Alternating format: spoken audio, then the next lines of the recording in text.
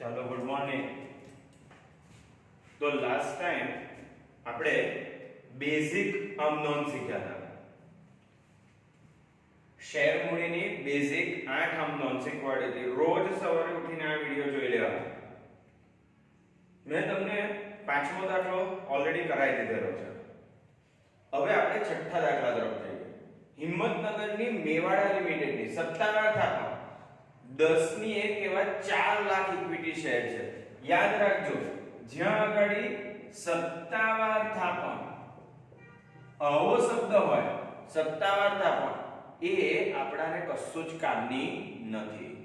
તો સત્તાવાર થાપણ 10 નો 1 એવા 4 લાખ એ આપણે વાંચવાની જરૂરત જ નથી.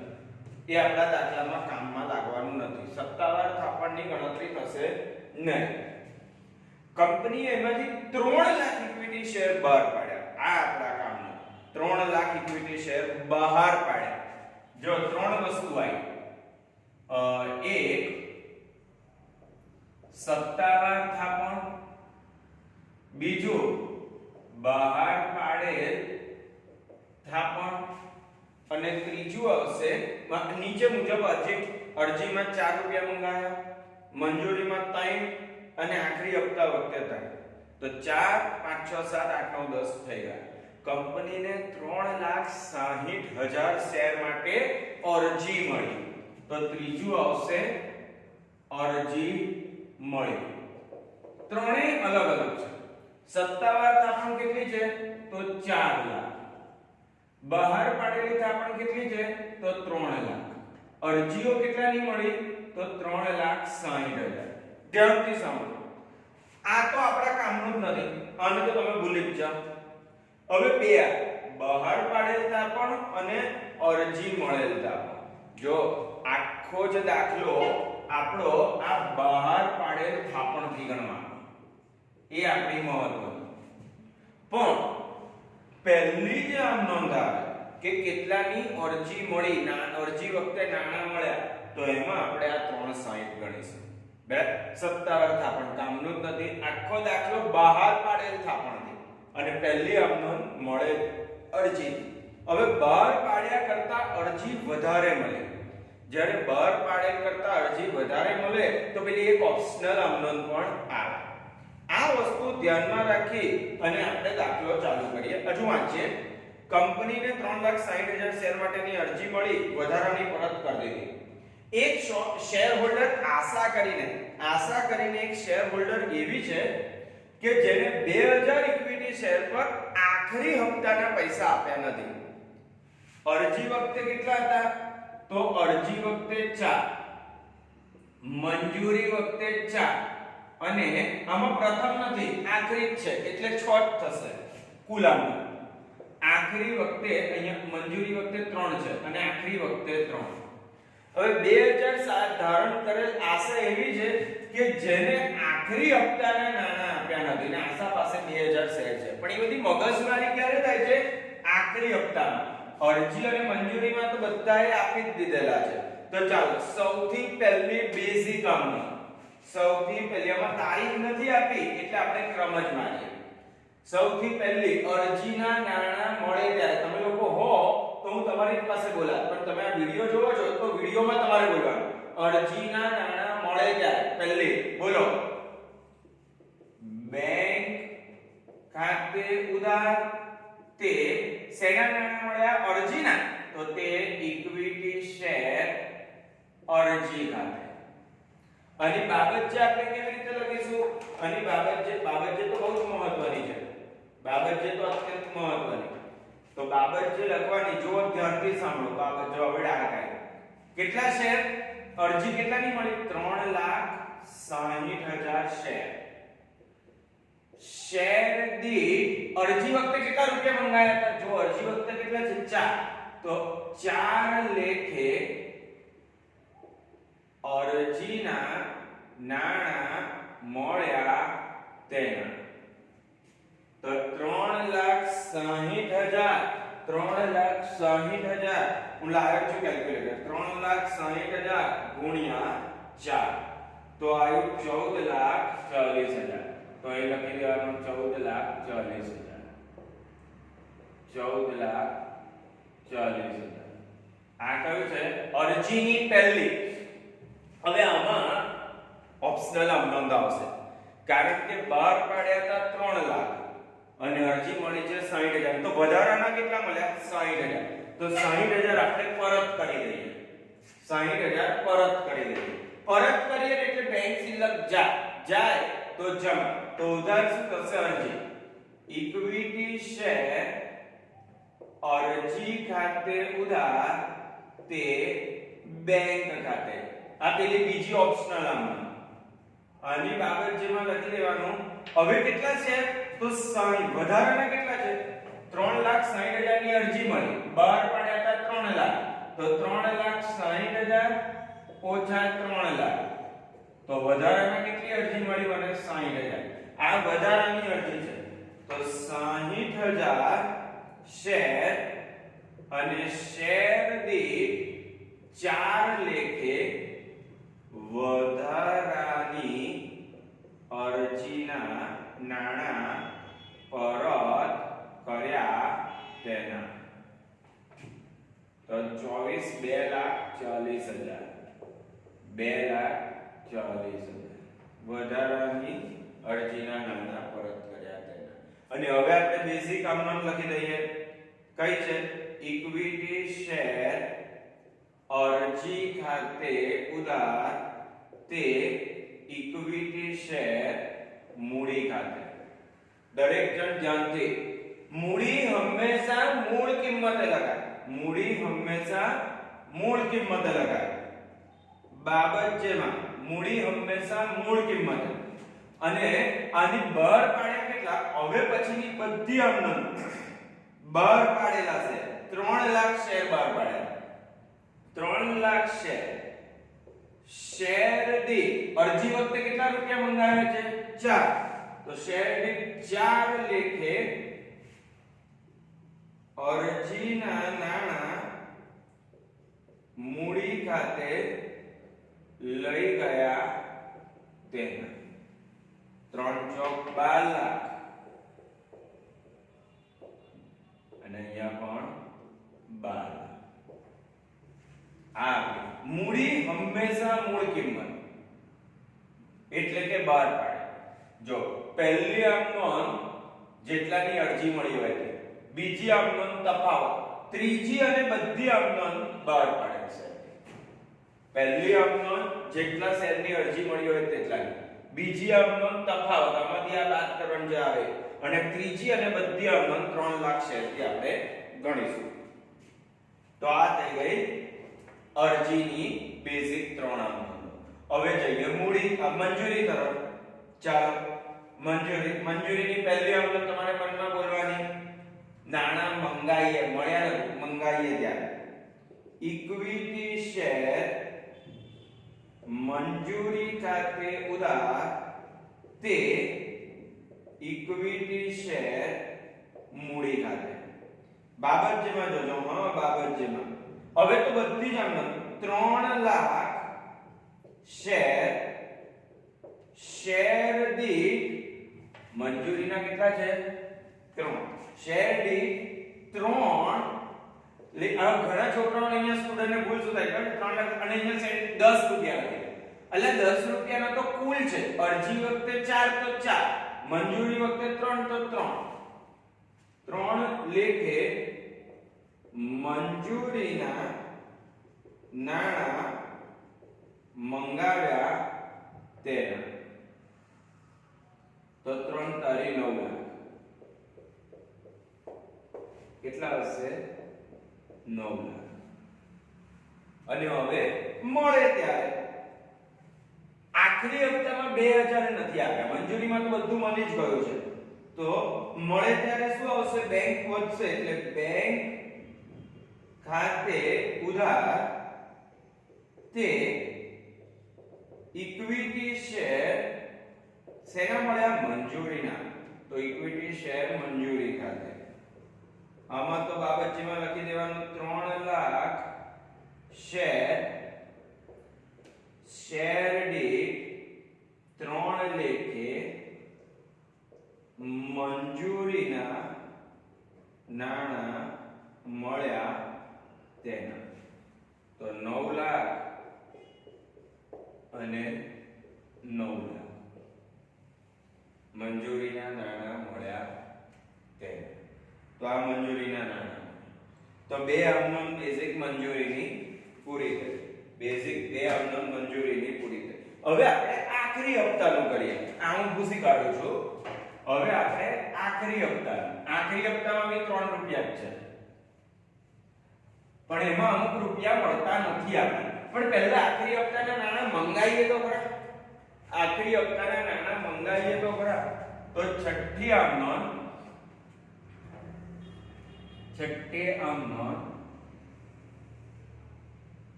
આખરી હપ્તાના નાણાં મંગાઈએ ત્યારે ઇક્વિટી શેર આખરી હપ્તા ખાતે ઉધાર તે ઇક્વિટી શેર મૂડી ખાતે.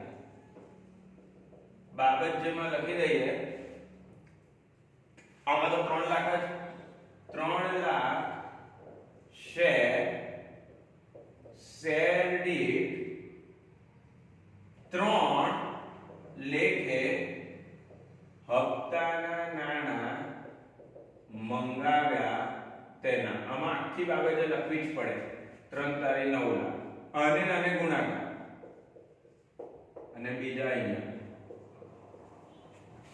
હવે જોજો, હવે સૌથી વધારે મહત્વનું 2000 શેર ધારણ કરનાર આશા એવી છે કે જેને આખરી હપ્તાના પૈસા ના આપ્યા.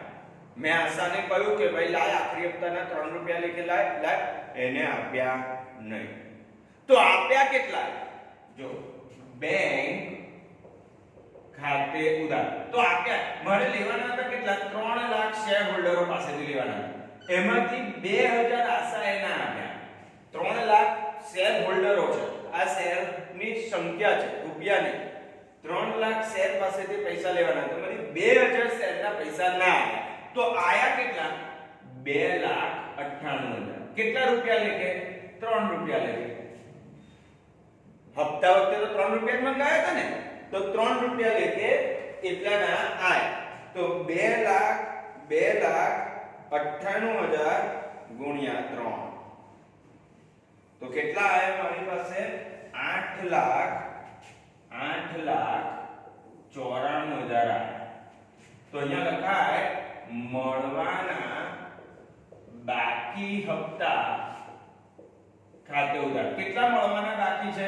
તો ભાઈ આશા છે જે 2000 શેર આપ્યા હતા એની પાસે 3 રૂપિયા, એટલે કે 3 રૂપિયા લેખે. એટલે કેટલા બાકી છે? 6,000 મળવાના બાકી. તે ઇક્વિટી શેર આખરી હપ્તા ખાતે 9 લાખ. જો 9 લાખ ખાતું બંધ થઈ ગયું. આના બાબત જેમાં શું લખીશું આપણે? તો સેમ જ 3 લાખ. હવે અહીંયા 2,98,000 શેર દીઠ 3 લેખે હપ્તાના નાણાં મળ્યા તેના. આ લખવાનું છે. ઘણી જગ્યાએ આનો ઉલ્લેખ નથી કર્યો, પણ આપણે આનો ઉલ્લેખ કરવાનો જ છે. આનો ઉલ્લેખ તમારે કરવાનો છે. જો એકવાર ફરીથી જોઈ લો. મેં 3 લાખ શેર હોલ્ડરો પાસેથી પૈસા માંગ્યા કે ભાઈ તમે મને આખરી હપ્તાના 3 રૂપિયા આપો. 2000 શેર ધારણ કરનાર આશા યોગો કોની આપો? 2 વાર, 3 વાર, 5 વાર મેં લેખિતમાં કહ્યું તો બી કે નહીં આપો. તો કુલ 3 લાખ શેર પાસેથી પૈસા લેવાના. મતલબ 2000 ના આપ્યા. તો આપ્યા કેટલા? 2,98,000 આપ્યા 3 રૂપિયા લેખે. એટલે કે 8,94,000 મારી પાસે આવી ગયા. હજુ બાકી કેટલા? તો આશાના 2000 ગુણ્યા 3 આખરી હપ્તાના 3. એને અરજીના આપી દીધા છે 4. એને મંજૂરીના આપી દીધા છે 3. ના આપ્યા એને આખરી હપ્તાના. તો એની પાસેથી 3 રૂપિયા મારે મળવાના બાકી, તો 6. અને આ બંનેનું ટોટલ કરે તો આખરી હપ્તા ખાતે 9 લાખ બંધ થઈ જાય. તો બધા ખાતા બંધ થઈ જશે.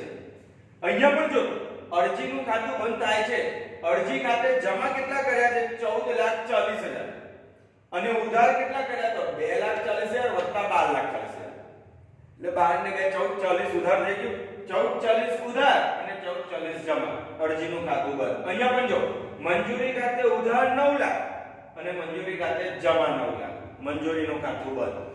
આખરી હપ્તામાં પણ જો આખરી હપ્તા ખાતે ઉધાર 9 લાખ અને આખરી હપ્તા ખાતે જમા 9 લાખ, અરજીનું ખાતું મંજૂર આખરી હપ્તાનું ખાતું પણ બંધ. જો તું આ મળવાના બાકી હપ્તા નહીં લખે ને તો અહીંયા આખરી હપ્તા 8,94,000 આવશે, ખાતું બંધ નહીં થાય. ખાતું તો બંધ થઈ જ જવું જોઈએ, ખાતું તો બંધ થઈ જ જવું જોઈએ. આ મળવાના બાકી કહેવાય. બધા ખાતા તો બંધ થઈ જવા જોઈએ, જોઈને જોઈએ જ. તો ઉપરના જો અહીંયા લખે છે નીચે છે છેલ્લું માં કંપનીના ચોપડે ઉપરના વ્યવહારોની આમનોંધ પસાર કરો. આમનોંધ તો પસાર કરી દીધી. હવે ઇક્વિટી શેર મૂડીનું ખાતું, ઇક્વિટી શેર અરજીનું ખાતું, ઇક્વિટી શેર મંજૂરીનું ખાતું, ઇક્વિટી શેર આખરી હપ્તાનું ખાતું પણ દોરો. તો આમાં આપણે ખાતું પણ દોરવાનું, કશો વાંધો નહીં. તો આમનોંધ તો મારી પાસે તૈયાર જ છે, આમનોંધને આધારે ખાલી આપણે ખાતા જ તૈયાર કરીએ. જો અને મેં તને કહ્યું અરજીનું ખાતું, મંજૂરીનું ખાતું અને આખરી હપ્તાનું ખાતું બંધ થઈ જશે.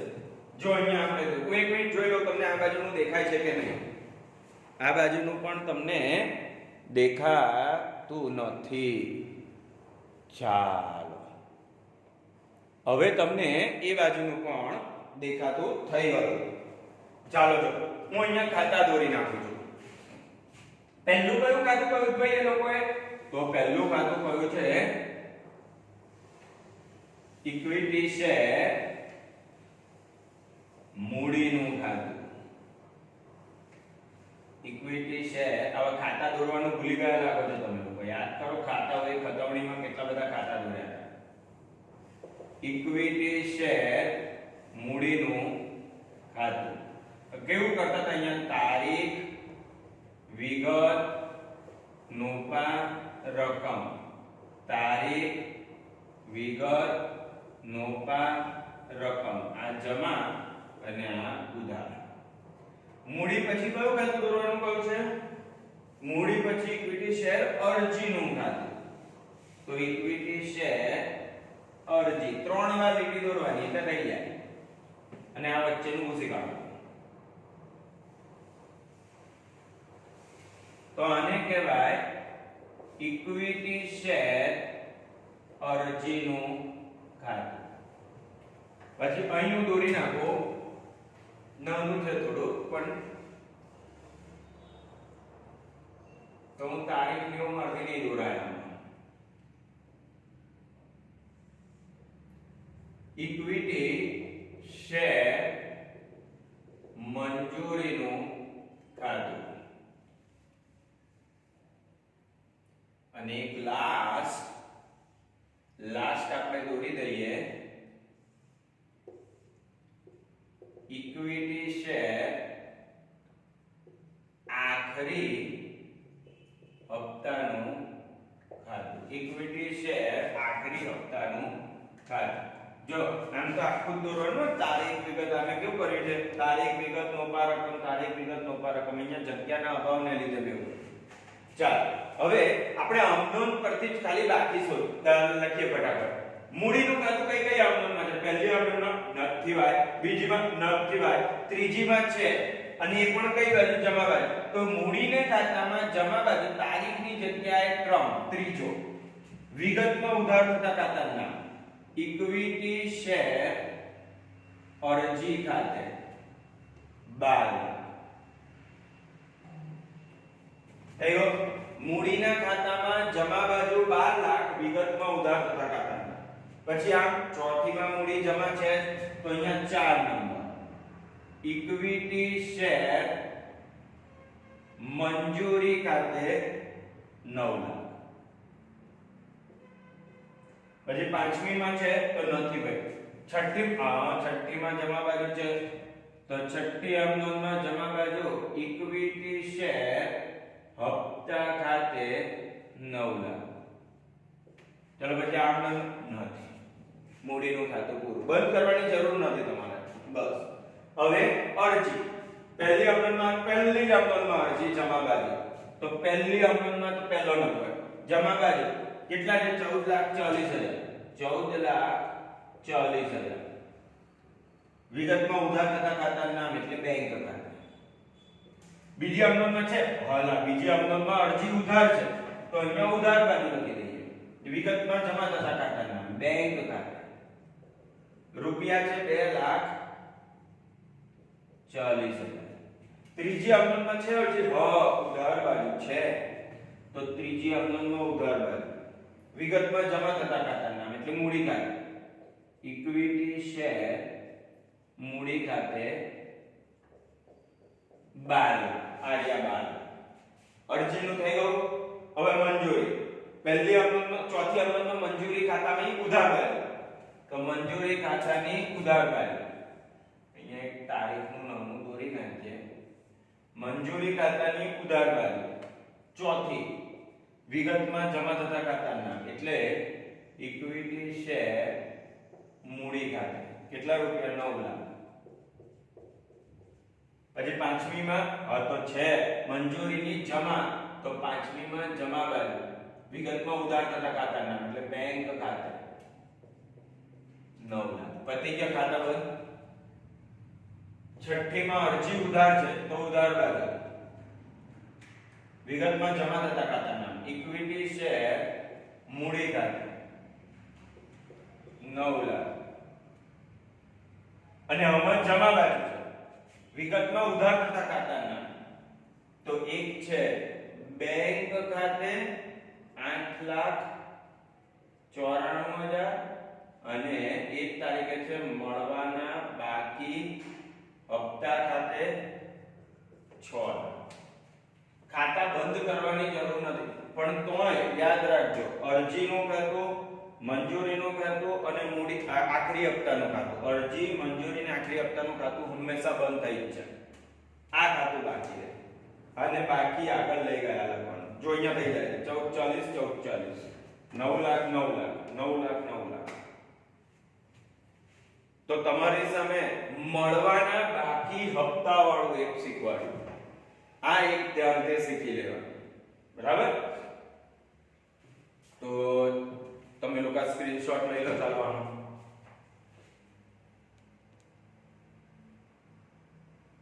આ એક સેટ પાછળ દેખાતું નથી, જો આ